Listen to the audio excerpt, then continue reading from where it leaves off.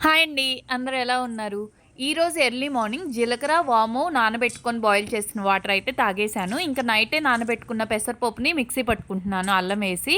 అలాగే ఎగ్స్‌ని కూడా పీల్ చేసుకొని పెట్టుకున్నాను. చాలామంది నా ఛానల్‌ని సబ్స్క్రైబ్ చేయకుండానే చూసేస్తున్నారు. ప్లీజ్ నా ఛానల్ సబ్స్క్రైబ్ చేయండి.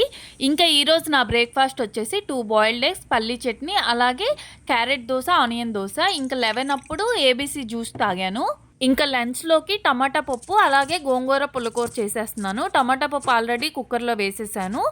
అలాగే పుల్లగూర కోసం అని చెప్పి శనగపప్పు బాయిల్ చేసుకొని పెట్టుకున్నాను. ఈరోజు మా సిస్టర్ వస్తుంటే మా అమ్మ మామిడికాయ పచ్చడి పంపించింది. మామిడికాయ పచ్చడి వచ్చిందనే నేను టమాటా పప్పు చేసుకున్నాను.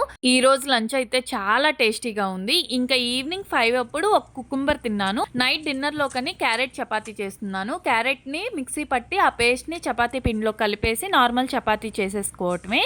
ఈరోజు నా డిన్నర్ వచ్చేసి 2 చపాతీ విత్ గోంగూర.